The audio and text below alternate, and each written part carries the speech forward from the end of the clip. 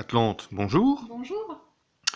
Le 11 mai approche et cette date n'est pas anodine puisqu'elle marquera le début du déconfinement dont on attend encore les modalités.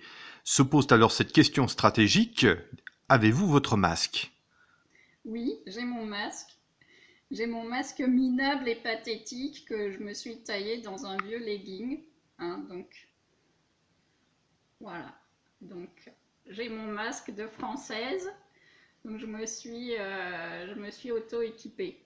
Alors ça me rappelle d'ailleurs une petite anecdote, c'est que il y a un an, je portais un foulard aussi sur le bas du visage parce que je participais à une manifestation gilet jaune. C'était pile poil il y a un an. Et en fait, à cette manifestation, j'ai pu vivre l'expérience de la détresse respiratoire, puisque le groupe dans lequel j'étais, la petite masse qui manifestait, s'est fait prendre en as sur un quai sans la moindre issue possible et s'est fait prendre un flot, il n'y a pas d'autre mot, de gaz lacrymogène.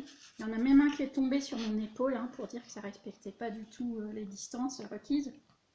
Et donc voilà, donc un an après, cet épisode qui m'aura marqué à vie, il faut bien le dire, parce que se faire gazer à 300 mètres de là où on est né, quand même ça marque. Bon, et donc un an après, eh bien, nous sommes tous emprisonnés chez nous, séquestrés chez nous, voilà, avec interdiction de sortir, avec hélicoptères qui nous surveillent avec des jumelles dans nos cours de maison, avec arrestation au rond-point pour vérification des courses. Voilà où on en est donc dans la France d'aujourd'hui. Bon, il n'y a pas qu'en France, mais bon, c'est quand même la France là qui nous intéresse, soi-disant pays de la liberté. Et donc effectivement, le déconfinement est quelque chose qui est très attendu par les Français. On voit bien que là, on est un peu sous cocotte minute. D'ailleurs, il y a de plus en plus de monde dehors, etc.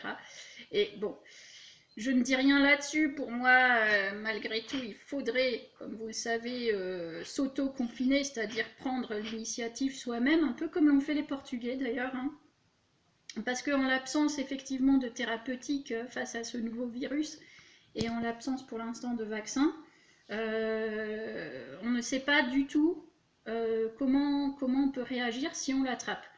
Donc le déconfinement, oui, mais personnellement, je prône une continuation de confinement, mais privative, parce que les études qu'on peut lire, et puis surtout des études à l'étranger, parce que je ne sais pas si on peut faire confiance comment dire, aux voix françaises qui passent à la télé en ce moment, je ne sais pas trop, parce que quand on en est au stade de prendre un prix Nobel pour un moins que rien, bon, je sais pas trop. Du coup moi, je suis un petit peu perdue.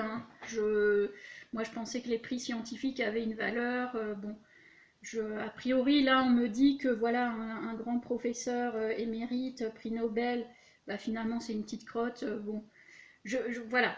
Du coup, moi, j'écoute plus ça, je regarde un peu ce qui se passe à l'étranger, et il s'avère que ce virus, si on l'attrape, ne garantit pas une immunité.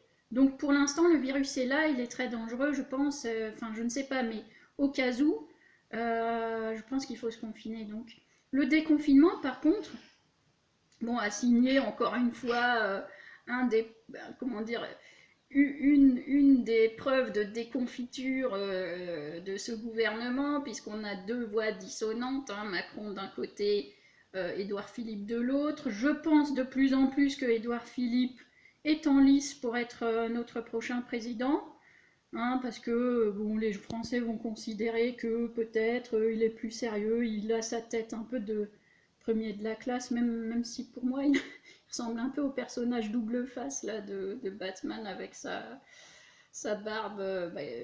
Il suffirait de raser en fait pour éviter ce visuel un peu effrayant, quoi, un peu ridicule aussi. Et donc on voit bien cette déconfiture, cette dissonance de voix.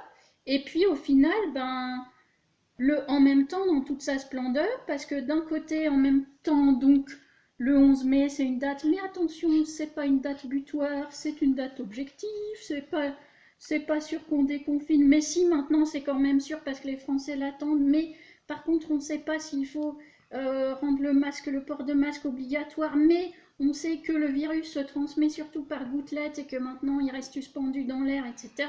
Donc, en fait, un cafouillage, mais complètement débile.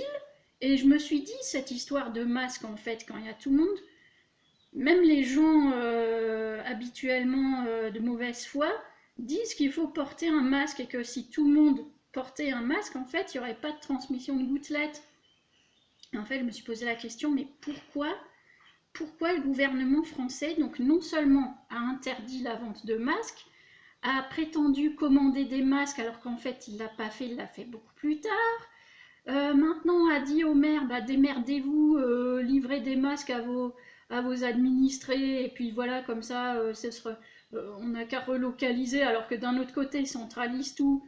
On a des usines qui ont dit, nous, on est prêts à faire des masques, donnez-nous l'accord administratif, etc. Et on en fera. Ils ont eu interdiction.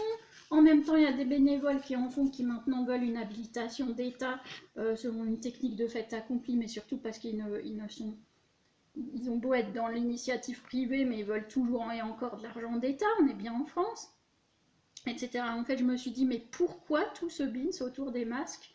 Et pourquoi le gouvernement ne dit pas clairement il faut porter un masque? Bah, je vais vous remontrer, hein, je vais vous faire une démonstration. Voilà, tout le monde masqué dans toutes les villes, dans tous les villages, par beau temps. Et effectivement, qu'il est artisanal ce masque, un peu trop grand. Et effectivement, tout le monde comme ça, eh bien, je vous le donne en mille. En fait, toute la population masquée, ça s'apparente à un film qui s'appelle V for Vendetta. Et donc l'État a très très peur de ça. Tout le monde masqué, c'est tout le monde qui échappe aux caméras. Et donc qui échappe un petit peu au flicage, notamment par vidéosurveillance. Voilà. Donc c'est pas suffisait juste d'y penser en partant du postulat que le gouvernement, l'État ne sont pas là pour nous protéger. Enfin, ceux actuellement, en tout cas, ne sont pas là pour nous protéger. Ils sont là pour nous mettre au pas, pour nous surveiller, pour nous pomper un maximum de fric et pour se maintenir au pouvoir.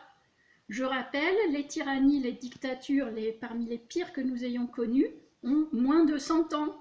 Donc ce qui s'est déjà passé dans le passé est tout à fait plausible actuellement. Même si on a vécu l'État-providence, etc., je pense que le monde d'après, en fait, on a déjà basculé dedans depuis longtemps, et puis là, ça nous pète à la gueule, littéralement. Donc, encore une fois, vigilance, information, culture, voilà, s'informer et réfléchir avec des postulats complètement différents de ce qu'on avait l'habitude de faire. Hein. D'ailleurs, c'est une bonne gymnastique de l'esprit.